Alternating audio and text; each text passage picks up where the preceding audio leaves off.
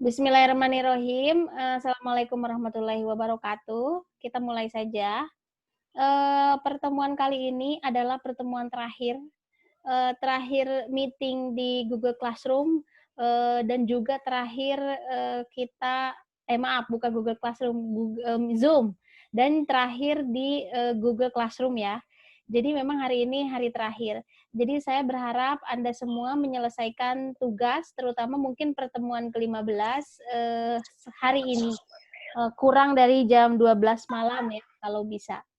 Oke, yang baru masuk, ya silakan ya. Oke, saya akan review perkuliahan. Review ini juga nanti akan saya sambungkan dengan UAS ya, seperti apa UASnya. Oke, saya share dulu filenya. Baik ya, sudah terlihat ya. Yang pertama yang akan saya review.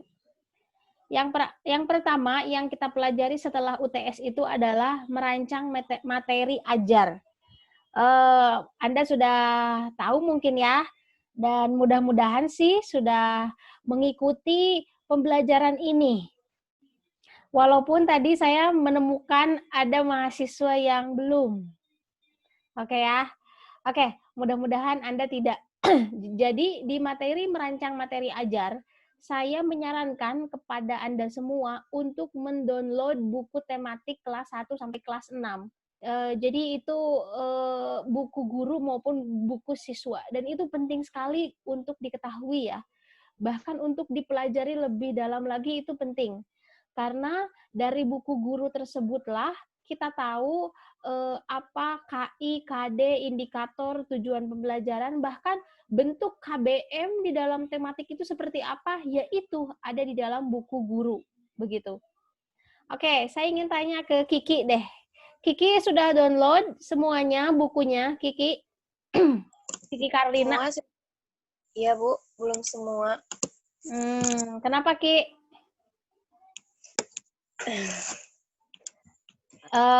Kuota? Bu. Hah? Iya, Ibu.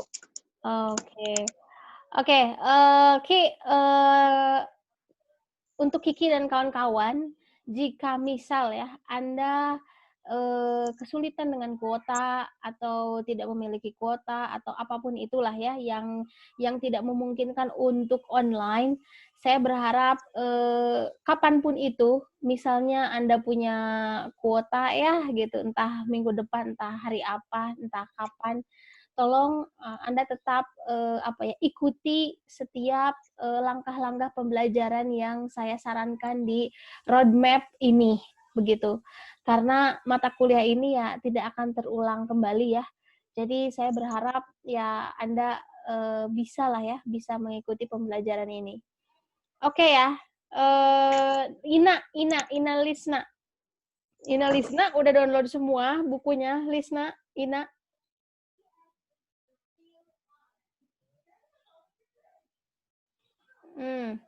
Oke, tidak ada jawaban ya. Next ya, Muhammad Rahmat. Rahmat gimana, Rahmat? Sudah mengikuti pembelajaran ini belum? Merancang materi ajar.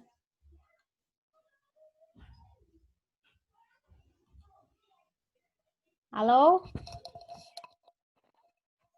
Halo? Kiki, suara saya kedengaran nggak, Ki? Kedengaran, Ibu. Oke ya. Next ya, Nitya Andi. Udah download semua, Nitya? Belum, Ibu. Baru Kenapa, Nitya? Memorinya Ibu nggak cukup. Mau download itu nggak bisa, nggak maju-maju di ke drive-nya. Yang buku guru. Oke deh. Oke ya. Jadi bukan karena kuota ya? Ya, karena kuota juga meren, Bu. Oke deh. Oke ya. Saya berharap buku-buku tersebut di-download ya. Entah kapan itu ya. Bu. Oke, next ya, itu tentang materi ajar. Karena materi ajar ini kan ya buku ya, berbicara tentang bahan ajar kan, dan bahan ajar itu terdapat di dalam buku ya, buku Kurtilas ya. Dan buku Kurtilas itu ya itu tadi, ada 2 bentuk, ada buku guru dan buku siswa, maka Anda harus punya semuanya. Oke, next ya, tentang merancang strategi pembelajaran. Oke, di pertemuan ke-10 ini saya menjelaskan tentang strategi pembelajaran lewat YouTube. Kalau Anda masih ingat, ya terima kasih ya, mudah-mudahan masih ingat nih tentang strategi pembelajaran. Kalau tidak salah, saya juga memberikan kuis kepada Anda tentang itu ya, tulis macam-macam strategi pembelajaran, kemudian model pembelajaran ya kalau tidak salah, dan juga metode pembelajaran. Nah, bukan silahkan, di situ Anda bisa melihat mungkin ya, ternyata strategi pembelajaran itu kan banyak macam-macamnya. Model pun sama, banyak macam-macamnya, metode pun sama, banyak macam-macamnya, begitu. Nah, yang saya harapkan dari materi ini adalah Anda semua menguasai tentang metode, strategi, model, dan juga pendekatan yang macam-macam itu. Kan banyak ya, karena banyak itulah saya berharap Anda sering membaca buku-bukunya. Karena ini modal dasar lah, kalau untuk guru itu ini modal banget lah. Ini ya, di faktanya ya, fakta di lapangan. Jadi fakta di lapangan itu banyak sekali guru yang kesulitan dalam mengajar, terutama mungkin mengajar anak usia sekolah dasar. Biasanya mereka itu ngajar itu pakai metode itu saja, ceramah aja, diskusi aja. Jadi disitulah pentingnya menguasai strategi pembelajaran, macam-macam strategi pembelajaran. Oke ya, ini hanya review ya. Jadi review ini hanya mengingatkan kepada Anda semua terkait dengan pembelajaran yang sudah kita lalui, oke? Jadi saya tidak memberikan tugas apapun. Jadi ini hanya review saja. Dan ini saya bertanya nge-track aja gitu. Anda mengikuti nggak gitu? Anda mengikuti nggak pembelajaran ini? Anda mengikuti nggak pembelajaran ini? Kayak gitu ya, oke ya? Oke, karena tadi saya menemukan di kelompok lain, ya bahkan ada yang tidak melihat YouTube sama sekali. Jadi saya berpikir, waduh gimana ya belajarnya jadi kayak gimana gitu. Karena saya selama ini kan pakai YouTube gitu ya, pakai podcast, pakai PPT dan sebagainya ya gitu. Oke ya, next ya.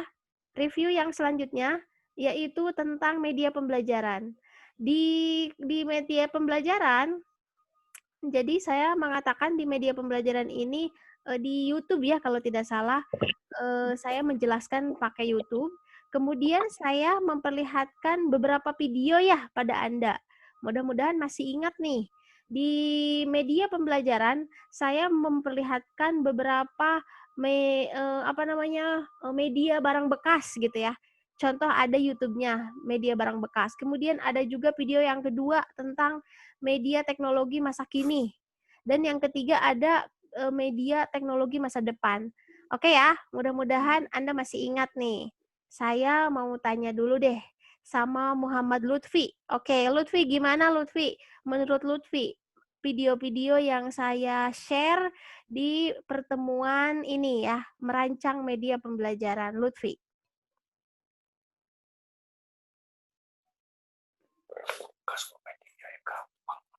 Halo? Karena berbekas itu sudah ada. Sudah dikenal.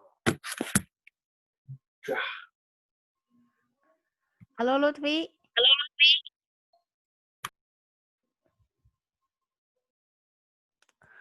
Oke, kayaknya ini deh,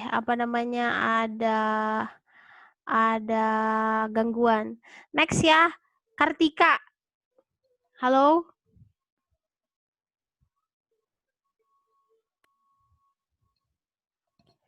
Oke, Kartika. Gimana menurut Kartika video-video yang sudah ditayangkan ketika pembelajaran tentang merancang media pembelajaran?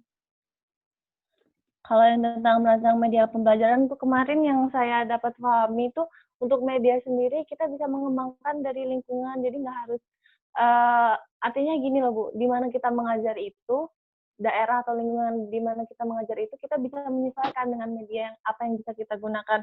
Contoh misalnya kalau misalnya kita mengajarkan tentang lingkungan yang di pelajaran IPS itu yang kita mengenalkan anak tentang lingkungan buatan, kemudian lingkungan alami, itu kan mungkin kalau yang tinggalnya di daerah perkotaan itu, mereka menggunakan media audiovisual, menggunakan video yang menayangkan, ini loh bentuk sawah, sawah itu seperti ini, gunung seperti ini. Tapi kalau misalnya kita tinggal di daerah yang ya di daerah pedesaan, kemudian kita tinggal di daerah pegunungan, mungkin kita bisa mungkin ngajak langsung ke outdoor study, nanti akan terhubung sama mata kuliah kita yang mempelajari tentang media tentang pendekatan pembelajaran yang kita ngajak anak untuk outdoor study. Jadi kita ajak anak keluar, kemudian melihat langsung mengenai bentuk-bentuk kenampakan alam. Kalau misalnya pegunungan, lihat itu pegunungan seperti itu. Kalau misalnya tinggal di pesisir, ya ke laut. Nah, kalau misalnya itu, jadi kita bisa tidak harus mengada-ada gitu. Jadi di sini dituntut kekreatifan gurunya agar perkembangan cara berpikir anak itu jadi lebih maju gitu sih Bu menurut saya. Oke, ya, bagus ya. Kartika, ini juga ada hubungannya sebenarnya dengan pertanyaan yang sebelumnya. Jadi ada mahasiswa yang mengatakan seperti ini, ya Bu, kalau misalnya media yang teknologi itu saya bingung gitu kan, ya boro-boro teknologi masa depan gitu kan, untuk ngeakses YouTube aja kita kan sekarang kesulitan gitu ya. Ya kesulitan bisa jadi kesulitan ekonomi karena nggak bisa beli pulsa, atau ya memang itunya apa namanya sinyalnya juga gak ada misalnya ya gitu. Jadi ya itu tadi apa yang diungkapkan oleh Kartika itu ya itu merupakan alternatif yang bisa kita lakukan ya. Oke ya. Oke. Sip. Kartika. Bu, baru ada suaranya, Bu. Oke, Lutfi. Halo. Iya, Lutfi. Gimana, Lut? Oke, sip ya. Gimana, Bu? Udah kedengeran ya. Oke, Lutfi, udah, saya mau tanya deh, karena saya belum lihat tes-tes yang sudah di-share ke Anda semua, tes-tes susulan ya. Saya melihat Lutfi banyak sekali yang belum dikerjakan ya. Ada banyak sekali yang belum. Udah belum? Belum, Bu, lagi dikerjain, Bu. Oke, hari ini terakhir ya, Lutfi ya? Iya, Bu. Iya, jangan dirapel. Kalau bisa ya, sedikit-sedikit lah. Iya, Bu. Oke, itu aja, Lutfi. Ada hal lain nggak, Lut? Nggak ada, Bu, kayaknya, Bu. Oke ya. Oke, kamu baca setiap apa yang saya kasih ke grup? Maksudnya baca pesan saya nggak? Baca, Bu. Oh, oke deh kalau gitu. Oke ya. Cuman kalau... Iya, Bu. Iya, gimana? Nggak ngajari, Bu. Hehe, nggak apa-apa. Cuman apa? Nggak ngajari, Bu. Oh, ya udah deh. Oke ya, next ya. Evaluasi pembelajaran. Oke, di pertemuan 12 saya menjelaskan tentang evaluasi pembelajaran. Oke ya, ini silakan aja lah, nanti Anda tanya aja langsung ke saya kalau ada yang belum bisa dipahami ya. Atau ada yang belum jelas, silakan Anda nanti tanya ya di akhir ya. Oke, next ya, tentang merancang remedial dan pengayaan. Sebagaimana kita tahu, remedial itu kan untuk siswa yang kurang ya nilainya, sedangkan pengayaan yaitu untuk siswa yang sudah tinggi lah kemampuannya gitu ya, melebihi dari teman-temannya kemampuannya, maka guru mengadakan pengayaan. Pengayaan ini bisa berupa tes, bisa juga berupa pembelajaran mungkin ya, pembelajaran yang selanjutnya. Tapi sih setahu saya ya, kebanyakan remedial dan pengayaan ini bentuknya ya tes. Apalagi remedial ya. Remedial itu ya jelas ya, hampir kebanyakan, mungkin 99% remedial itu ya bentuknya tes gitu. Nah, kalau pengayaan, ini bisa dua macam sih sebenarnya. Bisa saja itu tes, atau bisa saja misalnya tambahan pembelajaran untuk siswa-siswa yang udah pinter lah gitu ya, atau udah lebih dari teman-temannya. Oke, nanti kalau ada yang belum dipahami, silakan aja tanya ya di akhir. Next, ini program tahunan dan program semester. Oke, ini tidak ada tes ya, kalau tidak salah di pertemuan ini. Dan di program tahunan semester ini, saya juga tidak meminta Anda untuk mengerjakan apa-apa, tidak sengaja memang. Saya ingin mengistirahatkan Anda dulu dari tugas-tugas ya. Jadi jangan dulu gitu kan. Udah aja program tahunan dan semester mah nanti aja lah. Ketika Anda jadi guru, insya Allah Anda akan mengerti dengan sendirinya ya tentang program tahunan dan semester. Oke, dan yang terakhir adalah RPP. Oke ya, di RPP ini saya juga memperlihatkan RPP dari luar negeri itu ya. Anda pasti sudah lihat lah ya di Google Classroom lah ya, bagi yang sudah lihat. Oke, jadi saya hanya ingin memperlihatkan pada Anda itulah kurang lebih RPP yang 3 atau 4 lembar itu. Jadi itu adalah RPP yang singkat itu ya seperti itu, yang seperti RPP luar negeri itu. Karena sekarang sepertinya masih simpang siur juga ya, apalagi kejeda corona ya.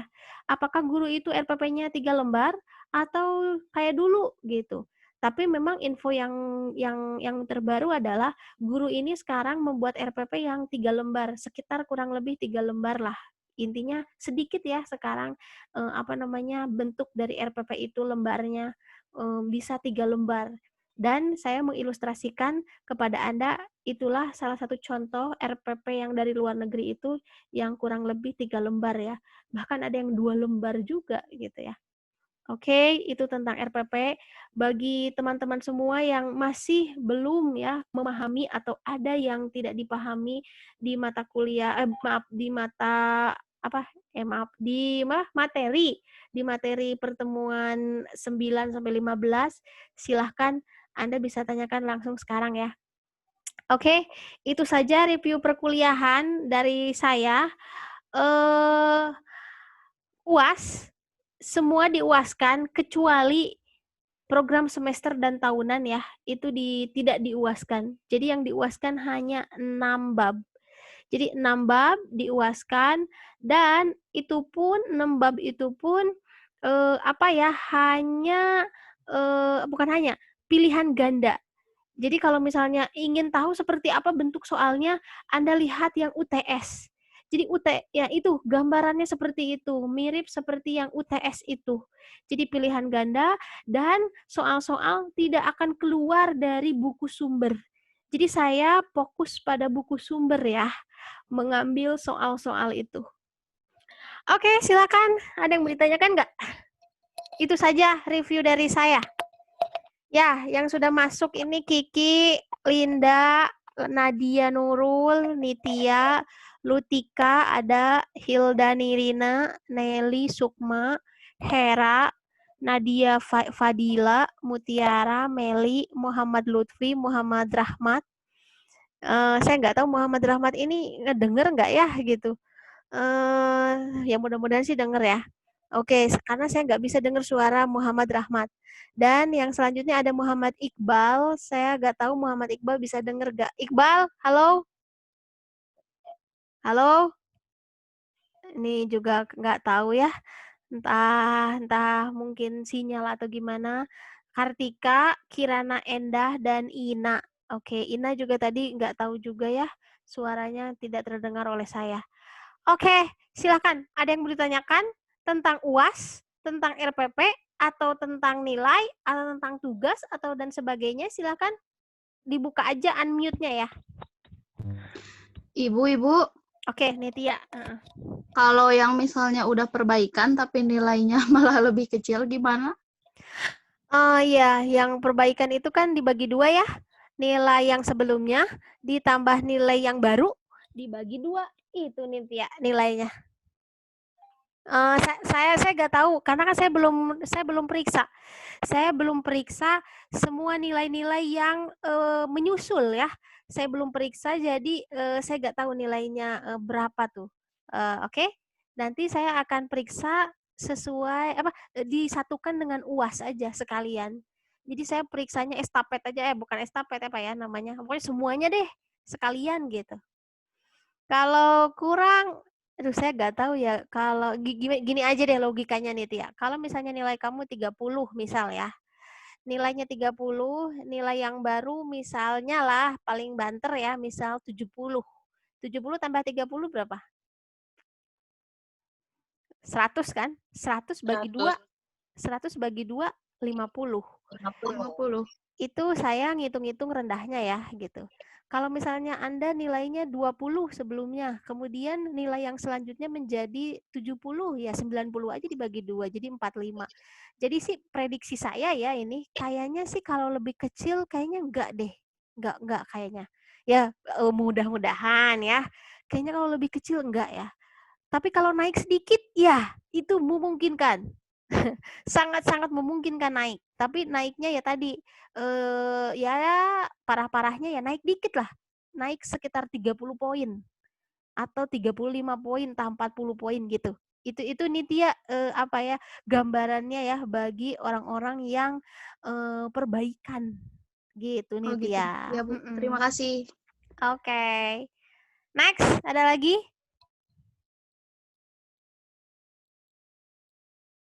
Oke, Kartika. Ya, silakan. Ya Bu, mau nanya Bu masalah KKO. Oke.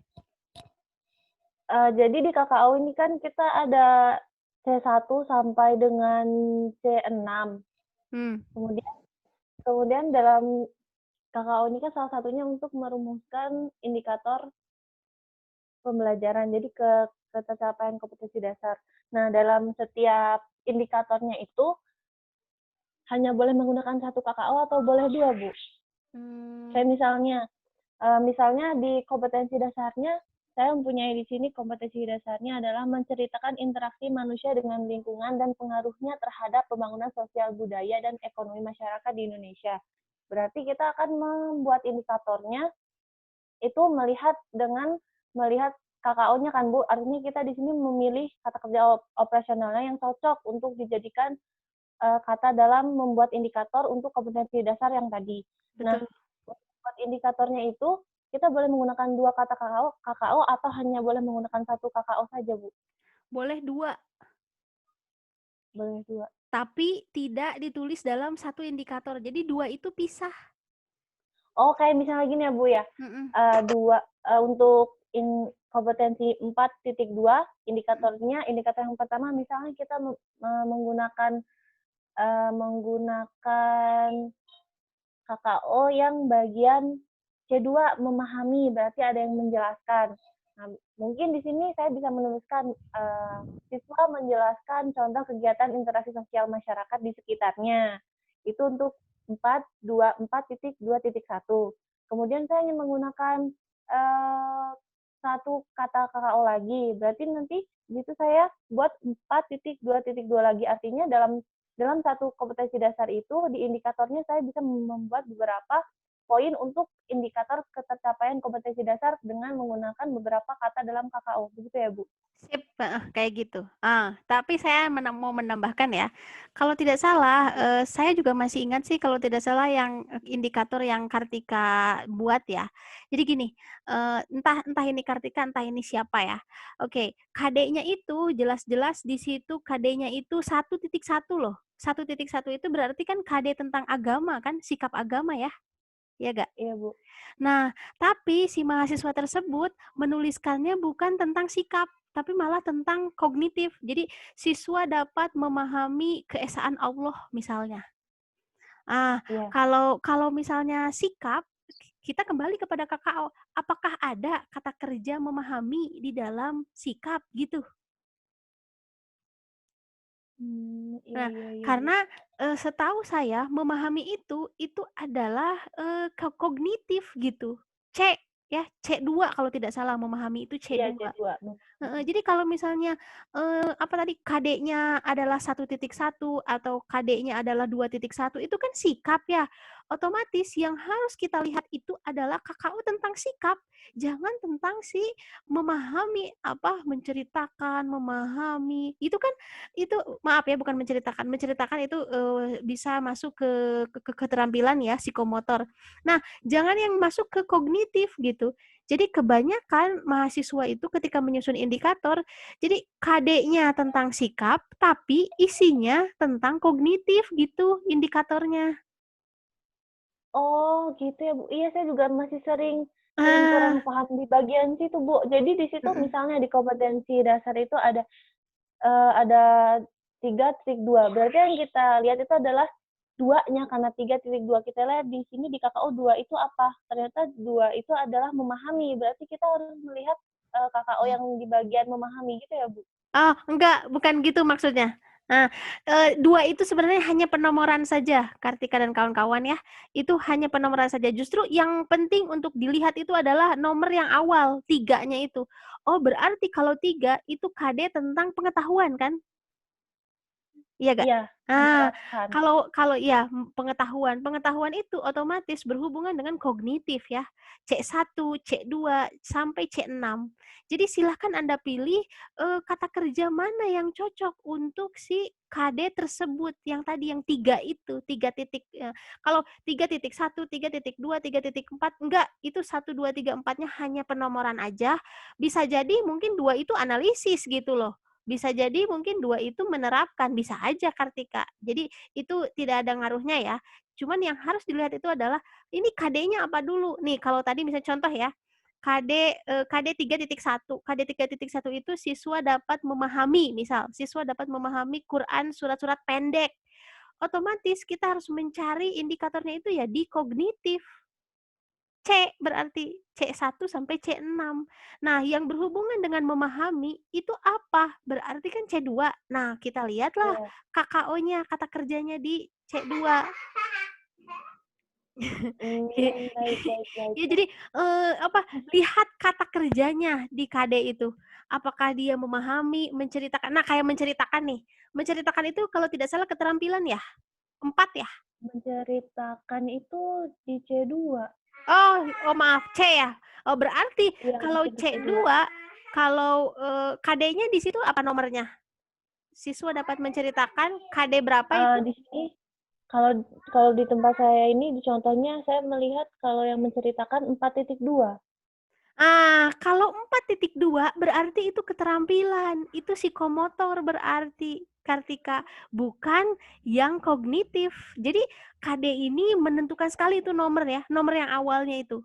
Apakah ini 4, apakah ini 3, itu harus berbeda. Karena kalau 4 itu berhubungan dengan keterampilan, otomatis kalau keterampilan nanti hubungannya dengan yang tadi yang psikomotor itu, tapi kalau 3 berarti itu adalah kognitif.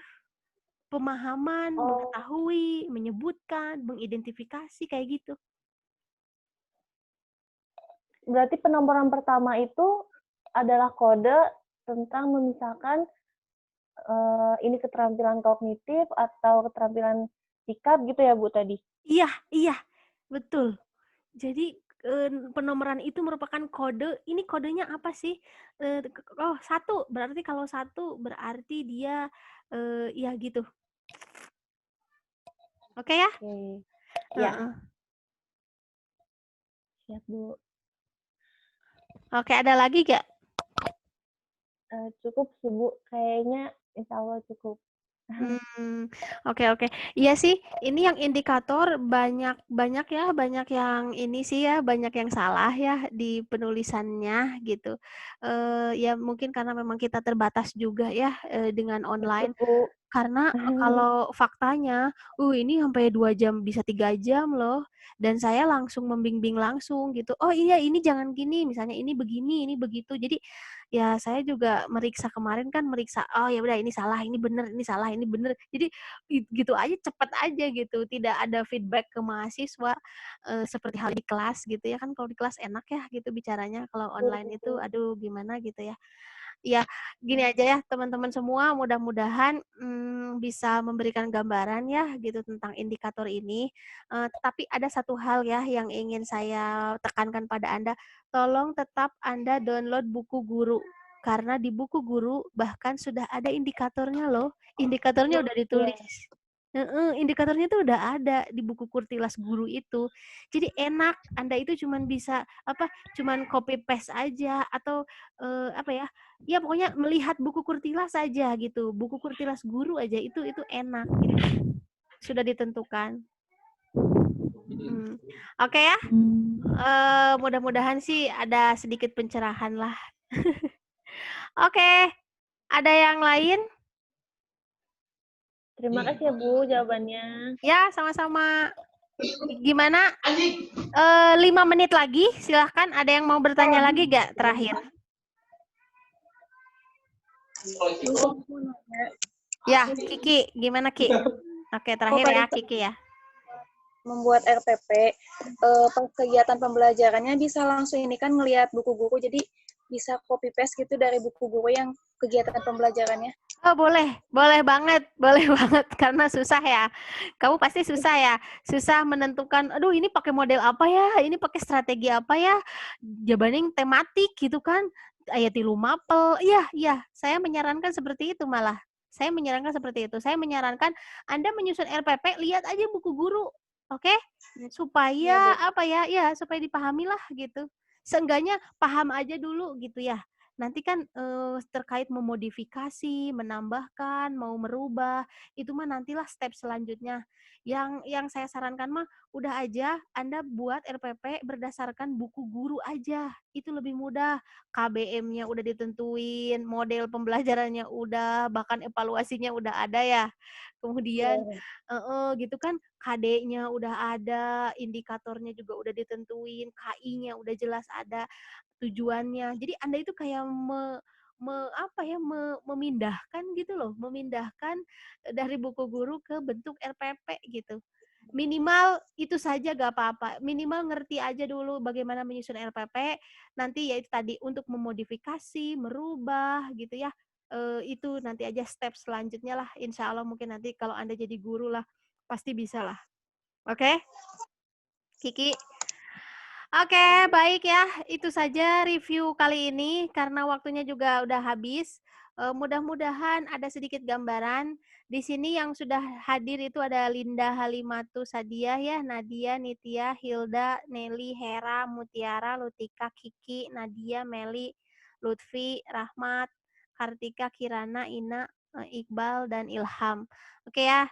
Ini Ilham mudah-mudahan kuis-kuisnya udah dikerjakan ya Ilham ya. Kalau tidak salah Ilham juga salah satu Ilham gitu siapa ya? Pokoknya adalah yang merahnya banyak gitu karena tugasnya belum masuk. Oke ya. Itu saja yang bisa saya sampaikan. Ibu, Ya, gimana? Ilham cuma 2, Bu. Oh ya, berarti bukan Ilham. Sorry. Ada satu lagi, siapa sih itu namanya?